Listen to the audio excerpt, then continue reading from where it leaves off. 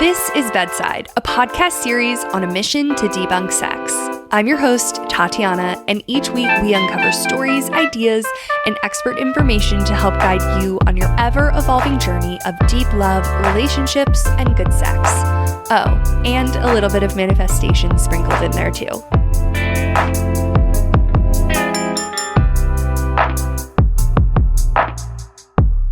Hello, everybody, and welcome back to the Bedside Podcast. I'm so excited to have you here. Happy Wednesday. Truthfully, I look forward to Wednesdays. You guys know this. I look forward to Wednesdays like no other. And today we are doing a solo sesh, and I'm so excited. This is kind of my 30 things episode. And if you see this, if you're watching this on YouTube, and if I look down at my computer, it's just because I have 1,000,002 notes. And I couldn't memorize them all. So I will be kind of glancing down at my computer. But nonetheless, this episode I'm so excited about. And truthfully, I was inspired by my friend Sarah from Raw and Rebellious. Shout out, Sarah. She recently did a solo episode recounting her 20s. And I listened to this episode on a drive to work the other day, and I had just a really, really, really long commute. And I listened to her episode on really recapping her 20s and her excitement for her 30s. And I sent her this voice note and I was like, Sarah, you just inspired me so much. First off, I resonated with that episode so much. I'll link it in the show notes for you guys to check out, to tune into, because it was truthfully so, so good. But it inspired me to create this episode today because, guys, it's October. And naturally, I'm being unbiased and totally not dramatic, but it is the best month of the year. And it happens to also be my birthday month. And I am turning 30 this month, which is crazy. I kind of can't believe it. And I actually ended up celebrating my birthday this past weekend. I did a really, really fun shebang at the house, the apartment. And I did so because my partner actually is just leaving town for the next month on work. He does a lot of production stuff. So he has a huge project. He's away for a month. And we were like, let's celebrate early. Let's gather people together. And at first I was a little disappointed because I was like, wait, am I spending my 30th birthday alone? But truthfully, after having this celebration, which was so much fun, and now realizing that I have this whole month to hang out with myself and really savor the 30th year, I'm actually excited to do it alone, which is kind of one of the things. I'll touch on that later in my 30 things, because there's something so sacred about alone time that I have learned to adore. So anyways, we had such a fun, we did a Wild West Oktoberfest this Saturday, which was such a treat. I got all these pretzels. We did sausages. We had 1,000,000 people over. It was such a good celebration. And I realized that, so I did a big 29th and a big 30th this year, and I never have really been a big birthday party girl, but it's been fun to learn to celebrate myself in kind of the later bit of my 20s. Although I did say after this 30th, I was like, no more birthday parties for a second, because it's definitely a lot to do. So I'm happy I did my 29th, happy I did my 30th. But people have asked me, they're like, how do you feel about being 30 or being almost 30? And what's so funny is I feel in a strange way like I've been 30 forever. I have this one friend who we always joke, we're like, you've literally been 30 since you came out of the womb. And I feel that way, but I think ever since I turned honestly, guys, ever since the prefrontal cortex developed, I've felt 30. And I was chatting with someone at my party and she was like, yeah, I really look at it in kind of 7-year eras. So the time span between 29 and 35 feels very significant. And same with in your earlier 20s. And it kind of feels like we're in these 7-year stretches. And I was like, wow, that makes so much sense as to why I've kind of felt this way for a while. And I don't know if I'm suddenly going to turn 30 and things are going to change. I don't necessarily feel that way, though my partner did say, he was a couple weeks after I turned 30, it kind of started hitting me. But yeah, I feel really grounded about it. And I was saying, my friend Sarah, who did the episode about her 20s, she does such a fun birthday, way of celebrating her birthday. Every year she goes into nature. She'll go on a full day hike. I think this year she told me she was I took a full week off and was totally in nature, and she does these solo birthdays. And what I love about it is she's just like such a bubbly, like party girl at heart. And so I love to see someone like that just going and really like spending their solo time. And so I am taking a feather out of her hat, and I'm going to definitely be doing the same for my actual birthday weekend.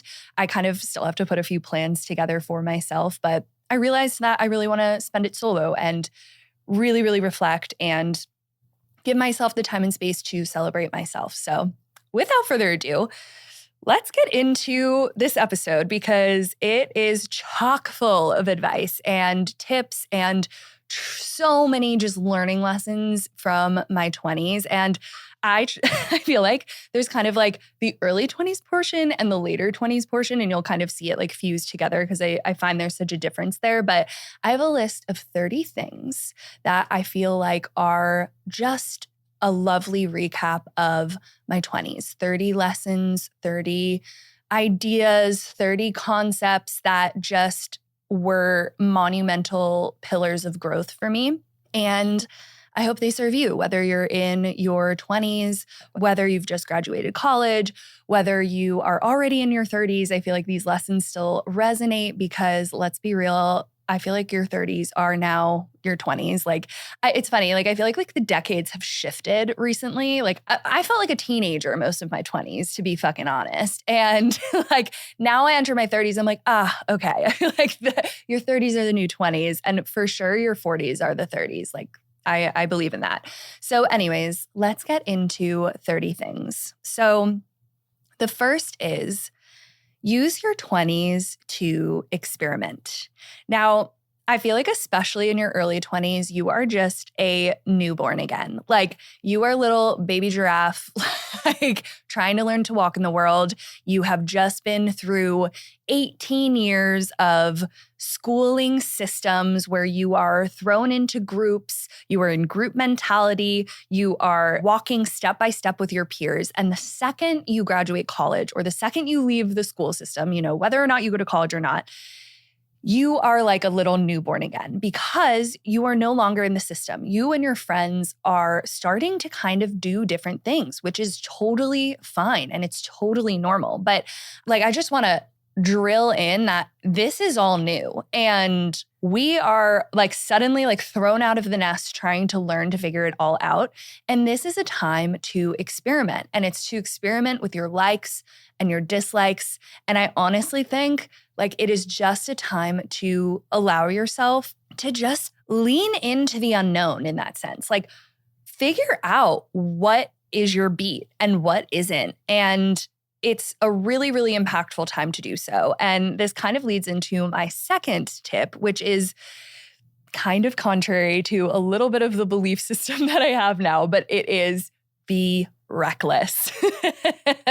Be reckless. And this is coming from like me prefrontal cortex development, okay? Be reckless in moderation, says the almost 30-year-old. But truthfully, stay out all night, drink too much, lose your ID, lose your passport, have horrible fucking hangovers where you think you're literally not going to survive the next day. Live a little. Like, I've noticed that, and this might be like a TikTok thing that I've picked up on, but I love myself a good like Sunday ritual. I love following kind of all the creators that make all these really fun ways to reset. I love a good reset. I love a good wellness thing and routine. But sometimes I look at these videos and I'm just like, okay, but also, if you're in your early 20s, like, you don't need to do that. You don't need to have your Sunday of cleaning. Like, you can literally be a total slob. You can hit a joint because you fucking want to. Like, enjoy your life and live a little. It's not that serious. The older you get, you're always going to have a fucking Sunday reset, okay? Coming from a 29-year-old, almost 30-year-old, you are always going to clean your house on a Sunday. So allow yourself in your early 20s to just live a little, be reckless, and have so much fun. And it's not that serious. My third tip: people will grow at different rates around you, and that's okay. Kind of similar to the idea of we're all little baby newborns trying to figure it all out from the start. It's okay when you realize that you are growing at different rates than the people around you, especially in your early 20s. And I feel like this hit me super hard when I graduated college because I feel like I was super naive, just being like, oh yeah, everyone's just going to be on the same page and, have the same amount of determination or drive or want the same things in life. And it's just not true, which is so beautiful, right? Like it allows us to have our unique ambitions and our unique timelines and operate on the timeline that is meant for us. And the sooner that you realize that it is okay for us not to operate on the same timelines, the better and the easier it's going to be. So give yourself that grace and give the people around you that grace as well. All right, the next one. People around you matter. They really, really matter. The people around you matter. This hit me, I think, particularly in my later 20s, where I honestly felt like in my later 20s was the time that I took to audit my circles. I always used to operate off the mindset of more is more, which I think in my younger 20s, I was like, yeah, the more people I have around, the better, right? Like more bodies, the more is more mentality, more friends, all the things. And I realized through many, many different learning lessons that the people around you matter the most because they are the people. I think there's like an adage. It's like the 5 people closest to you define really who you are. And that includes coworkers, right? Like who are the 5 people that you hang around with the most? Those are the sum of who kind of represent you and who you're mirroring and they're mirroring you.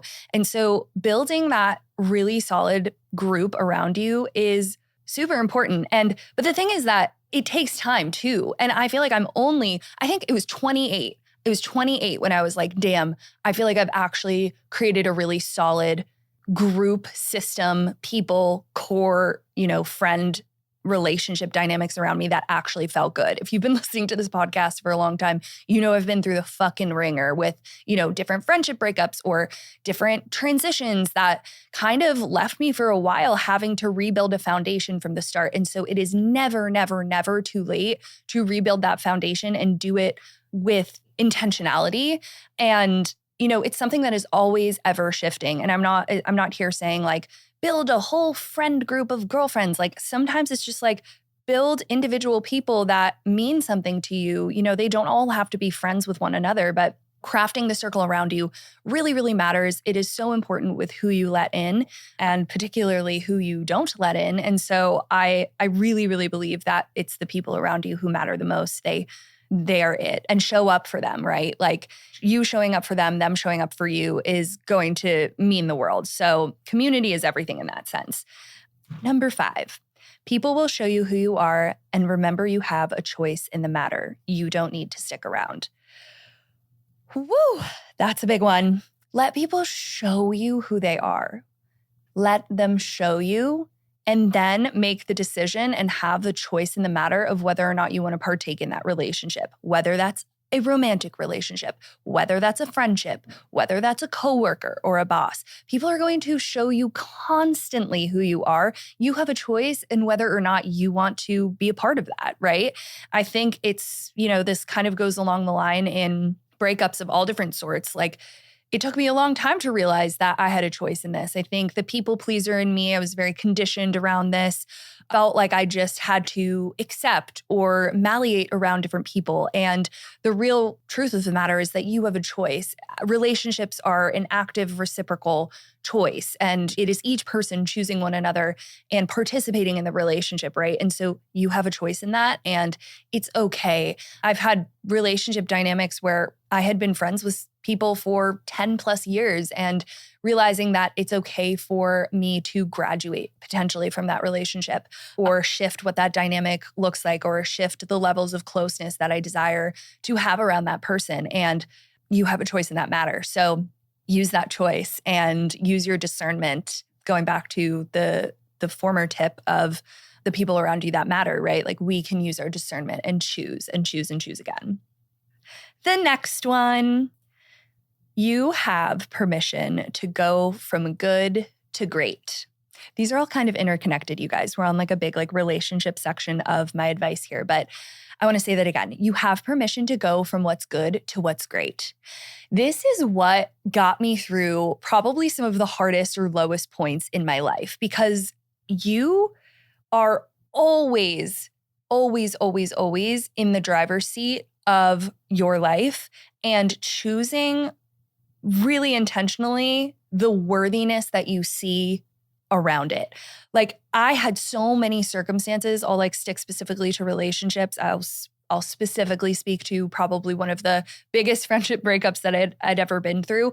I remember when I decided to leave a group of friends that I was like, I actively can see that these people are fundamentally good, right? Like these were good friends. But what I actually am seeking are great friends. And not only that, it's actually me choosing the greatness that I see in myself, right? The worthiness that I see in myself that I want to share with other people, that I want other people to share back with me, that beautiful mirroring that happens when you like look someone in the eye and you're like, holy fuck, where have you been my whole life, right? Like we can actively leave what's good and go to what's great. And things don't always need to be bad for you to want to seek better, right? Like we don't have to be at our rock bottom to be like, holy shit, I need to make a monumental life shift, right? Like we can make a life shift when things are still good because we see our potential for greatness. I feel like that feels right. Speaking of greatness, my next tip is learn about and have good fucking sex. Your 20s are the time to be freaky, okay? Permission to be freaky. Learn about it. We have a horrible sex ed system, which is why I started this podcast in the first place, okay? Because I felt so passionate about having the real conversations that I felt like were so missing in our education system, in our day-to-day conversations, in our media, right? Like I needed to learn so much about what good sex meant. And usually good sex happens after you've likely had bad sex. And so we need to learn more about our bodies, give yourself the time to explore. There's so many books. I'll link them in the show notes, but Come As You Are. Like there's just like so many different people who have written about this topic. I honestly I will link a entire kind of like book playlist for you guys because learning about your body, learning about what works for you, and having good sex is so important. The other thing too, I'll just like caveat on this, being in long-term relationships in your 20s is fun and all. I was 22 when I met my partner, but I still felt like I had so much fun before then. Like I really lived out college. I did not seriously date anybody. And that is really where I learned to have so much fun, learned what I liked, what I didn't like, had crazy experiences that to this day, I'm like, look back fondly on, you know what I mean? And I think it's just such a good time to very much experiment. So do so safely, have your good, safe and good sex safety practices. But yeah, go have fun out there, guys. What I'm basically trying to say is go fuck, go get railed, like have the time of your life, live out your fantasies, right? Like explore. By the time you meet that person who you might think you want to settle down with, you're going to still have an amazing, like intimate life and you can explore all those crazy fun things, but also go have those one night stands, go have those moments where like it's very unattached because that has its own like joy and zest and pleasure in and of itself. So have so much fun with it. The next one, buy the vibrator. Buy the vibrator. In lieu of having good sex, not only should we be outsourcing it, but learn how to have good sex with yourself, you guys. Like that is gonna be the key to everything. Like that's where you're gonna learn. That's where you're gonna have fun. That's where you're gonna learn what you like, what you dislike, and just go buy the toy. Go to the sex shop, go to that cute little boutique online. I mean, I hate to say it, but like you could also go to Amazon. But guys, like buy the fucking vibrator. What are you waiting for? It is amazing. And, have a couple. Why not? The next one.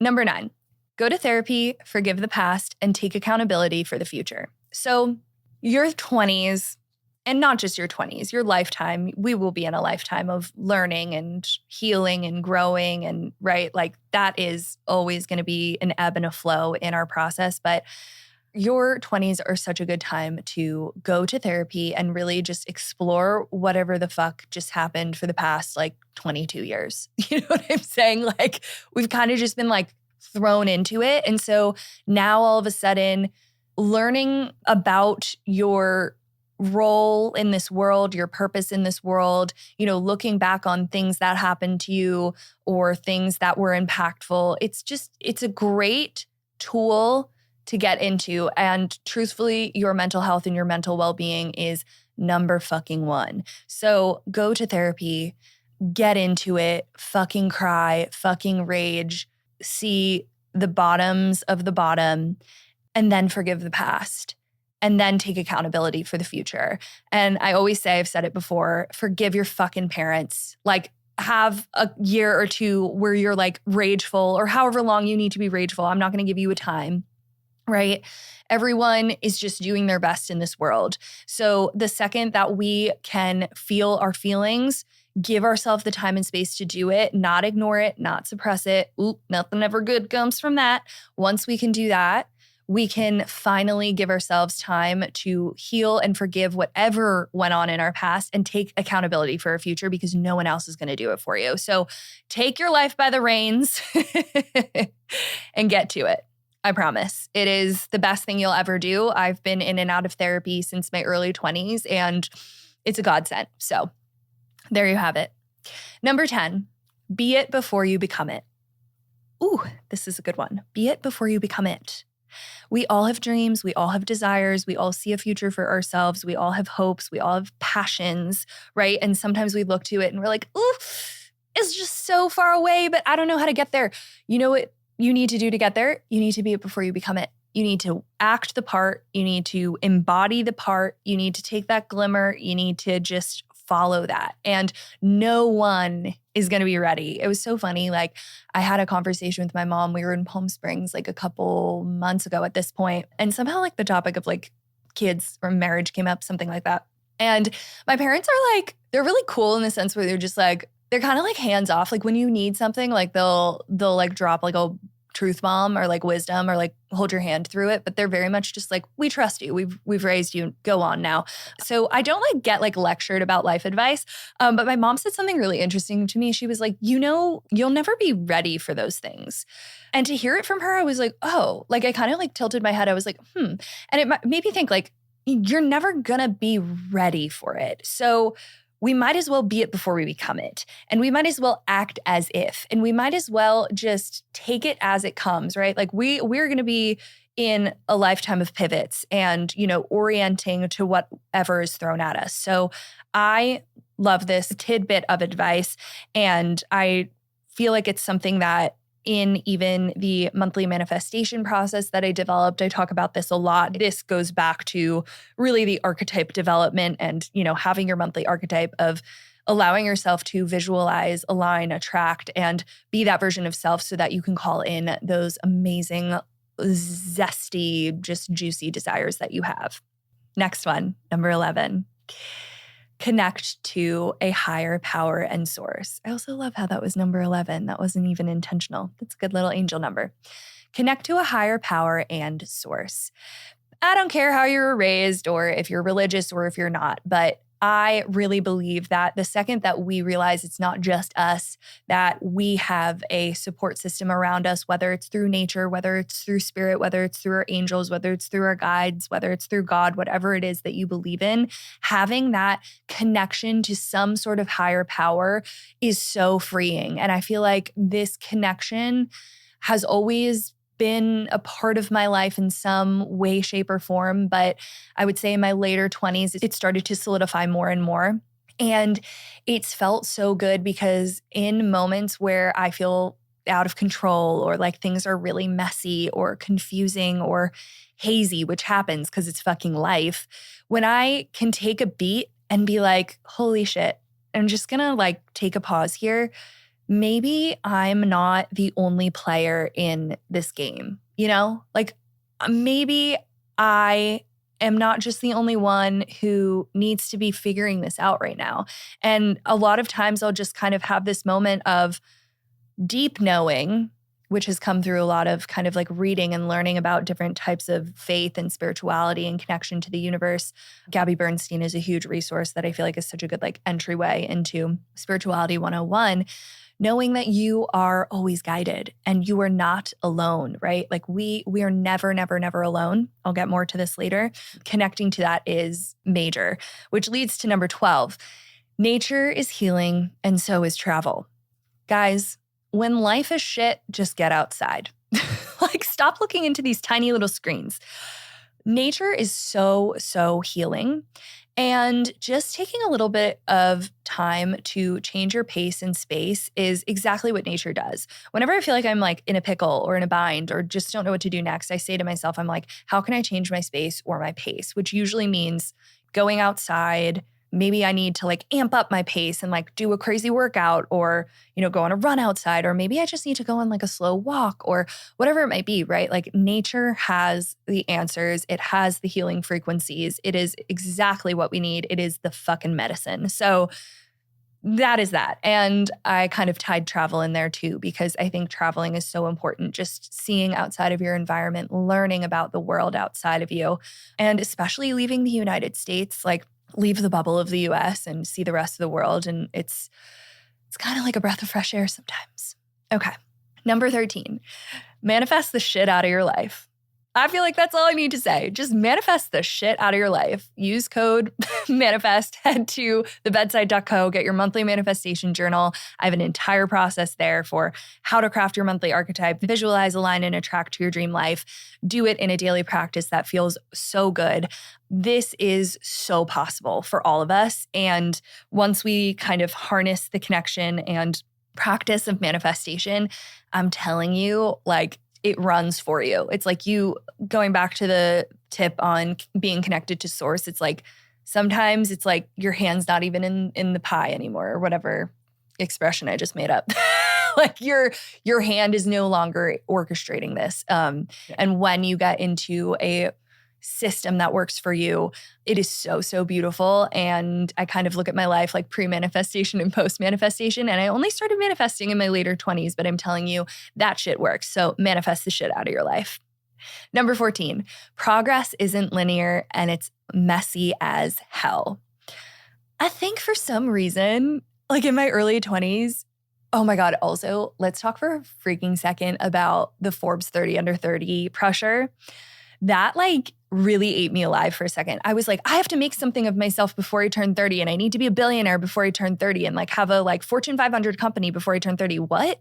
Like, what? Who started this? I blame the girl bossing. What happened? Thank God that like kind of stopped being so popular because that is crazy. Progress isn't linear. It's messy as fuck. But the thing is that it's always in motion, right? Like progress is always in motion and it's never stagnant, which is so beautiful, right? Like even knowing when maybe you might be at a really low point in your life or feeling like you're not making progress, things are in motion. And that is so beautiful. And I think the mess is really pretty too. Like how boring would life be if we just knew every next step? I kind of think that the mess of it all is the challenge. It's the beautiful course. And I've had so many moments where sometimes I'll be like, this is like, I feel like my spirituality coming through, but I'll be like, maybe this is like, maybe we're currently in heaven. Like maybe this is exactly what it is all about. Like it's the progress. It's the process of it, right? And not that final destination. So anyways, I love that piece of advice, and it's something that still rings true to me. Okay, number 15, coming from an eldest daughter. Let me hold your hand while I say this. Lean on and create a support system for yourself.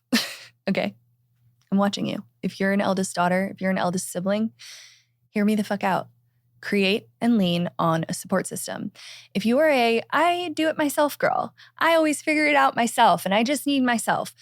No, you can't. At one point, that system is going to fail you. And that thought process of that is not going to work in your favor. And we all need a support system, and we don't need to go through things alone ever, whether that comes to your career or your relationships. Like, think of all the different categories of your life. Like, you deserve a support system for all of the different categories in your life. And, sometimes we're given great support systems. Sometimes we're born into them, but other times we need to create them if we don't have them built in already.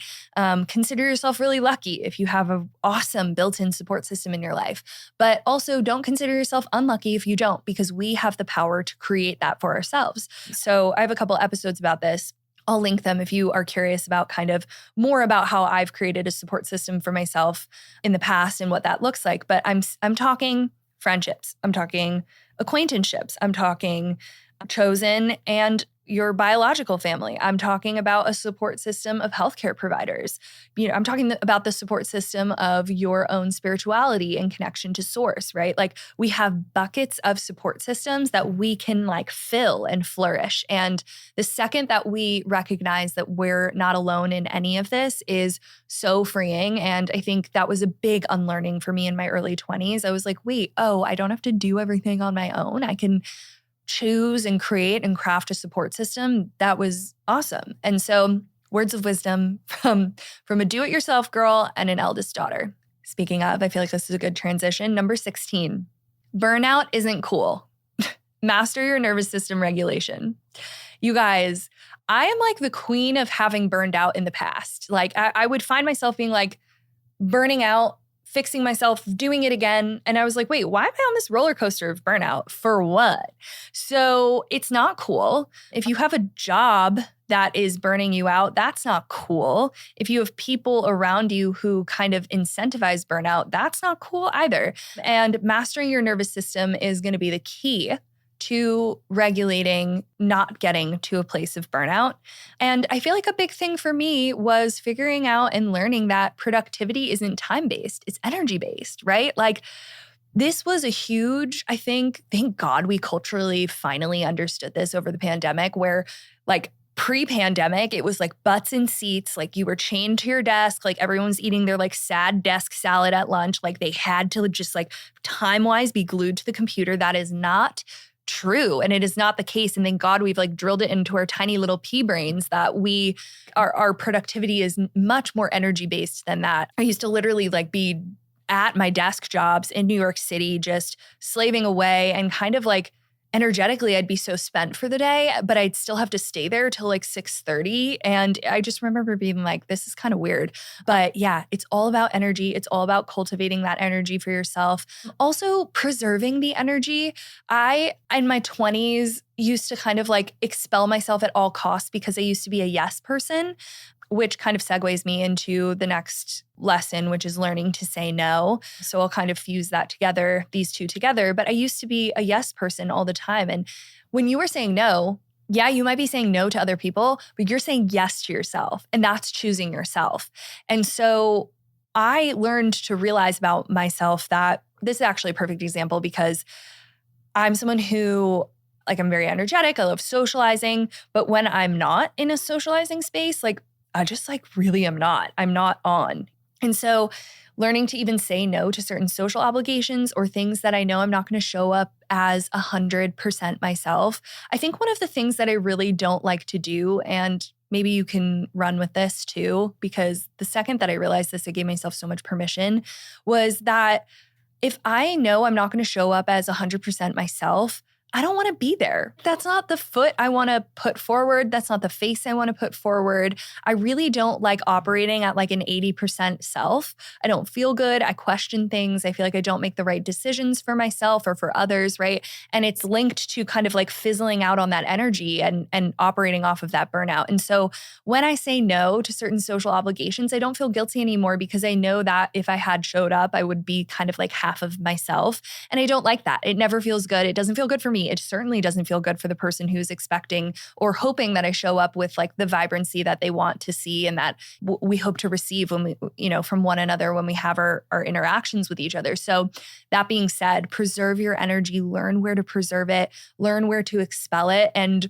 know that productivity isn't time-based. It is absolutely energy-based. So what are the things that fuel you? What are the things that fill your cup? Learn the things that totally drain you. Stay far away from those.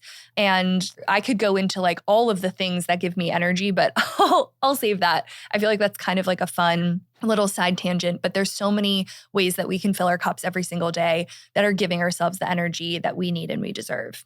The next one, number 17. Ooh, your mom and dad aren't going to like this advice. If you hate the job, quit. Just fucking quit. What's the point? Like, don't stay. I've had jobs where I've literally stayed for like 5 months and been like, bye, I'm putting in my 2 weeks. I've learned that this is exactly what I don't like, which goes back to advice number 1, which is you are in the phase of experimentation. You don't really owe anyone anything. So if you're not happy, fundamentally not happy, quit, leave. Like, it's okay to be a quitter. I don't know. I feel like we were raised like our whole lives, like, don't be a quitter. But like, sometimes it's great to quit. I love quitting. I love being like, yeah, no, not for me. It kind of goes back. This is tying kind of back into another piece of advice that I have here, which is fail fast.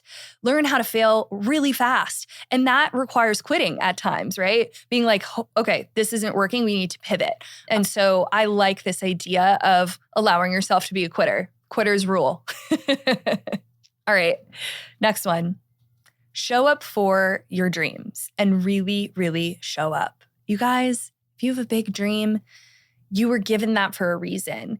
And I think just sitting on them is what is so soul crushing. I remember one time, like I mentioned, I've been in and out of therapy at different points in my 20s. I think I remember being about like maybe 25 or 26 and going into therapy and realizing that one of the reasons why I had gone to seek out therapy was because I had been not showing up for myself and honestly kind of dampening a lot of my dreams.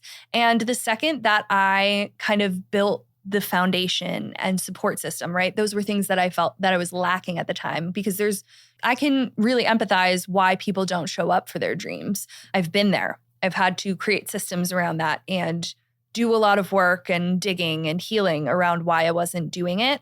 And because I wasn't showing up for those big dreams and desires, it was holding me back. And it felt like I was not kind of expressing myself to my fullest potential. So live up and show up to your dreams and create the tools and systems around them. You were given your dreams for a reason. You were given your desires for a reason. And I always think that like your little soul was brought here and like planted with these many ideas and dreams so that you could be the one to fulfill them and seek them out. Like that is one of our greatest purposes. So show the fuck up for them. No one else is going to do it for you. The next one, number 19, protect your dreams. Don't share them with everyone and their mom. Not everyone has your best interest at heart. Oof. Oh, that was a hard one. Oh my gosh. Sorry. I know I brought us all like up. I ramped us up. I'm like, show up for your dreams. And then I'm like, wait, protect them a little bit. But it's true. I have had many instances. This was kind of a hard lesson learned. So hopefully I can impart it on you, or maybe you find it a little easier than I did. I've had many times where I've given my heart and my true glimmers of big ideas and big thinking to people who weren't ready to receive them. And I've learned that it's just that. Those people weren't ready to receive them, or they misinterpreted my dreams as maybe their lack of purpose, or maybe they saw themselves in that, right? I think envy and jealousy is a really interesting emotion that I myself have even learned to harness, where I'll notice, oh my God, oh wow, something was just shared with me that made me feel kind of like, ooh, and recognizing, oh, that's actually desire in there, right? Like that's untapped desire in there that I'm not showing up for. So protect that, right? And I'm not saying like guard it, because that's no way to live. But I think before you go sharing kind of those big, amazing things that light you up and make you feel alive, take 2 seconds and be like, is this something I want to share right now? Or is this person able to receive that version of me? And have a little discernment there. You know, you don't need to go tell your second aunt twice removed or whatever that you are going to be the next whatever, you know. Share that with your inner circle. The next one, Everyone is on their own soul journey. This is something I had to really unpack in therapy at one point in my life, where a therapist actually said to me this exact piece of advice. She said, everyone's on their own soul journey. We don't have to fix everyone around us. I think the eldest daughter in me, the people pleaser in me, kind of thought like, oh, I have to help everyone around me, and the current people around me, if they're going to be that support system or that inner circle for me, like I better fix everything, right? And the sooner I realized that I have no responsibility or purpose in fixing other people who don't want to be fixed or helped, oh, what a relief that was. And I always kind of go back to that memo to myself of, if I find myself feeling like, oh, I really want to like fix this or like be the fixer or be the helper, reminding myself like everyone's on their own soul journey. We all have our own purpose of being here. We all have our own learning lessons. If you've read Many Lives, Many Masters, which is an awesome book that changed my life profoundly. By the way, Many Lives, Many Masters, it's about basically past life regressions and a therapist who didn't believe in it, but it's all his different case studies of basically becoming someone who's worked with people who have lived many lives and had many masters. And when I think to everyone on their soul journey, I think to, how many times we're going to all come back, or, some of us might not come back to the human plane again to experience these different lessons time and time again. But everyone is on their own soul journey. And yeah, it's a really comforting thing to come back to, including come back to for myself. I'm on my own soul journey. I don't want to count these anymore because I've like already said 2 extra. Technically, I'm on 21, but I think I'm on 24. But that's okay. These are still all 30 things. The next one is when your intuition is telling you something, trust it. Ooh, your intuition is everything. This took me forever to find out and figure out. And I feel like this is what the experimentation phase of your 20s is all about. Learning about your intuition, learning how to trust it, learning how to lean into it. And when it's trying to tell you something, I spent a lot of my 20s bypassing what my system was telling me. And I spent a lot of time going with what everyone else thought was best for me. I am, in fact, a Libra. My downfall in being a Libra is, in fact, that I am quite indecisive.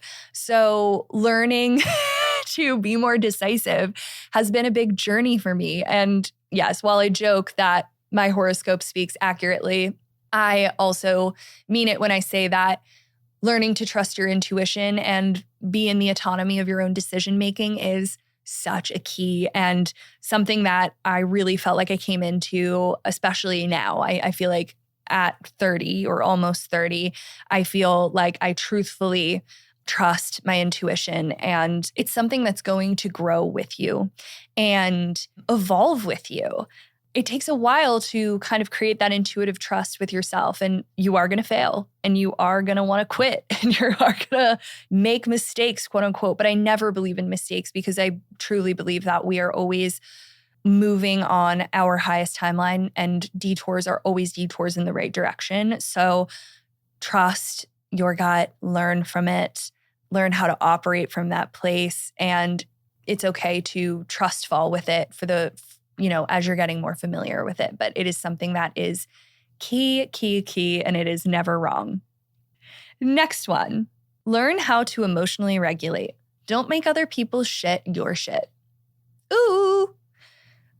Emotional regulation is a skill, and it is not something we are taught, but I'm telling you, therapy helps. But just learning to be with yourself and be with your own emotions is so important. And I think recently, I feel like a thing that I have been practicing, even myself, has been like, is this real stress or fake stress? It's like I feel like the past couple of weeks, it's been a busy time. As you guys know, like fall is crazy. Like ramping up into the holidays is crazy, especially if you work a 9 to 5, all the things. So I always am discerning, like, is this real stress or fake stress? And that's part of even like my own emotional regulation and not making other people's problems my own problems, discerning, okay, this was just thrown my way. I'm going to let that just hang out there, right? I'm going to emotionally regulate myself around it, and then I'm going to come back to that. It is a life skill you will not regret learning how to hone in on. So that is major. And I've had a lot of unemotionally regulated moments in my 20s. Let me tell you. And I think that kind of goes back to also learning about like your different attachment styles, right? Are you anxiously attached? We all want to work toward kind of an earned, secure attachment, which I think is really great. I've done a lovely episode with Amanda Blair on my quickies about attachment styles. So if you don't know much about it, that I think is the key to figuring out a lot about your pattern of emotional regulation and maybe where you are at in different points. If you're someone who chases love interests, if you're someone who kind of panics if you don't receive a text back, if you freak out if someone's mad at you, LOL, that used to be me, all those different things, those are signs of emotional dysregulation. And so how can we get to a place where we can learn when, complicated things are thrown our way, that we can feel our feelings and pivot from there? So that is a huge thing that I learned in my 20s. Next up is there is never a perfect moment. I kind of touched on this earlier with the tip from my mom. But there's really never a perfect moment. Just do it. Wear the dress, start the business idea, fall in love, text the person, be the first one to make the move. There's no perfect moment. So just go for it. We're all figuring it out. All right, next one of my favorites. Romanticize your life. It's not always going to feel perfect, but romanticize your life. I love doing this. I think that, sometimes things can feel a little wonky. It can feel like they're going left or veering, a detour in the right direction, but it still feels really uncomfortable. In the meantime, romanticize your life. Give yourself the small moments, lean into the pleasure practices. My 20s was figuring out that pleasure practices were a pivotal thing for me in my life. Creating the little moments, big and small, the mundane, the monumental, and gifting myself moments of romance outside of what other people could give me. Because guys, it's important to kind of learn to love and fall in love with yourself and create that life for yourself without, relying on others for that. Next up, being selfish is selfless. Choose yourself. You guys, I used to always think that like choosing myself was so selfish, but then when I realized it was the most selfless act, that's what everything changed. I feel like I stumbled a lot through that, but when I finally landed on feeling like I could choose myself, that doing that was the most selfless thing for this, even my community. Like I mentioned, the kind of note on energetics and wanting to give yourself and show up at 100%, right? Like that is you choosing you. You are being selfish because it is selfless. Next up, invest in yourself. Invest in your skin, invest in your health, invest in your mindset, invest in your hobbies. Guys, we are our number one investment.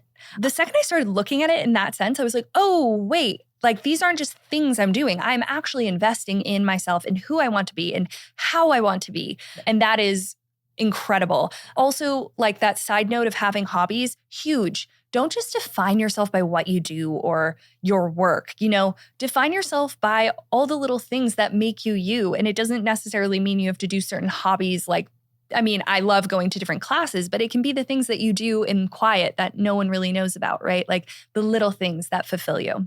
The next one is move your body every single day. I firmly believe in this. Move your body every single day. You don't need to be the world's greatest athlete, but it's for your mindset.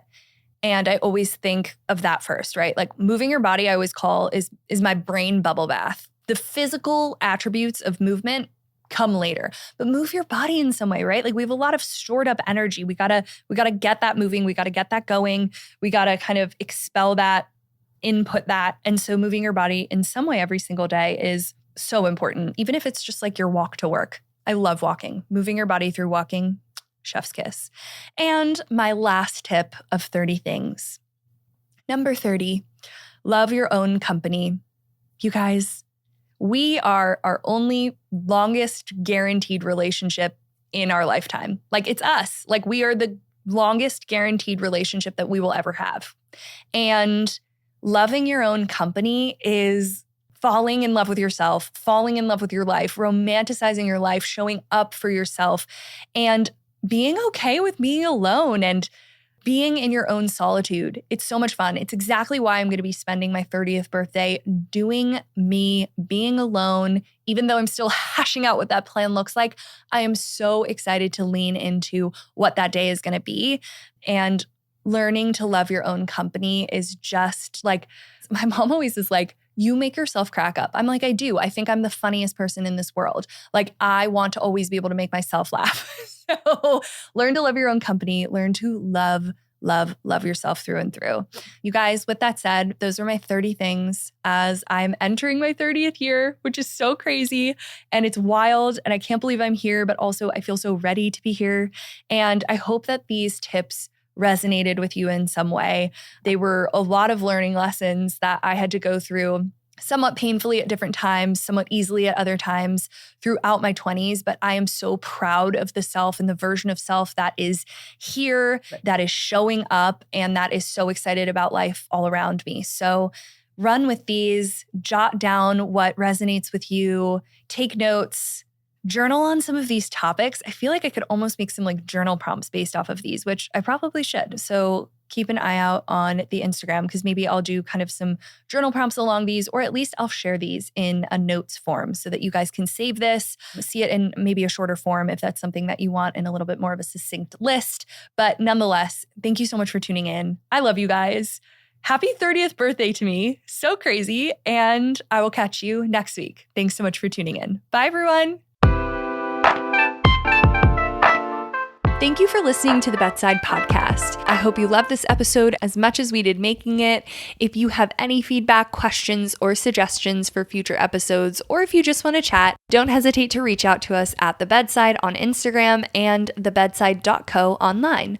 You can also find us at By the Bedside on TikTok. To stay updated on our latest episodes, be sure to subscribe to our podcast on your preferred platform. And if you found this episode valuable, I would so greatly appreciate if you could leave us a rating, a review, text it to a friend, share it to your Instagram stories. Let's get this message out there loud and clear. Until next time, thank you so much for tuning in, and I'll see you next week.